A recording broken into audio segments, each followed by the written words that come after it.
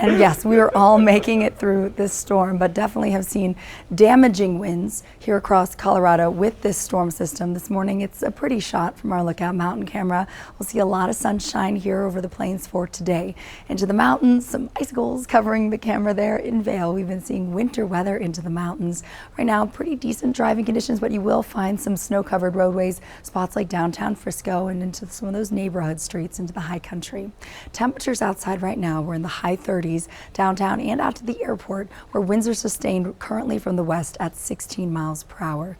The worst of it looks to be passing, but still over the northeastern plains, dealing with some areas of rain showers and strong gusty winds. From Broomfield up into the foothills, Estes Park, and over northeastern Colorado, that's where we're experiencing some very strong wind gusts at this hour. Still around 50-mile-per-hour winds near Pueblo. Relatively calm into Colorado's high country with more cloud coverage, and a lot of the winter weather advisories, those have expired south of I-70.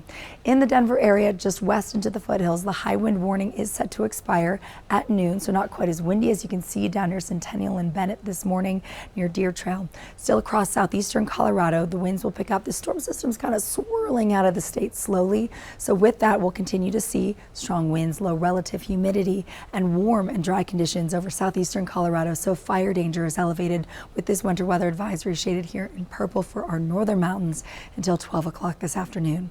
Out the door right now, high 30s, Broomfield and Castle Rock. It is only 1 degree in Berthoud Pass and mainly in the teens and 20s into the mountains. So it is a chilly start to our day. But later on, it won't be quite as cold as what we saw yesterday. Very gusty conditions expected until at least lunchtime, 52 degrees by that point.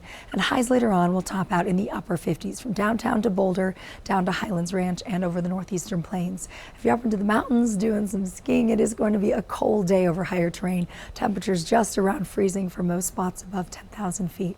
Highs this afternoon down at the valley level in Aspen will be at 39 degrees, upper 30s in Steamboat with high 60s over southeastern Colorado, a little bit colder in Sterling with cloud coverage, upper 40s for highs. So here's what it looks like this morning. Still pretty breezy, as you can see. Strongest winds will be over the northeastern plains. Into the mountains, some light lingering snow showers up north, spots like Estes Park and Rocky Mountain National Park. It'll be light to moderate, little to no snow accumulation expected as we get into later on this evening, especially for the I-70 drive, and then later on tonight into early tomorrow morning.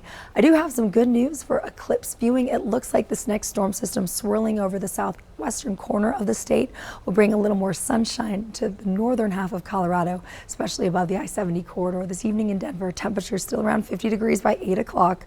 Overnight lows will fall to the 20s and low 30s by morning. So a chilly start to our Monday, but as you can see by midday, sunshine in Denver, north and east. Temperatures will be in the 50s for tomorrow, and then some spring-like conditions return. Low 60s Tuesday and Wednesday, and very dry, quiet weather through the end of the week, which we will absolutely take, and Wanye back to the 70s Friday and next Saturday.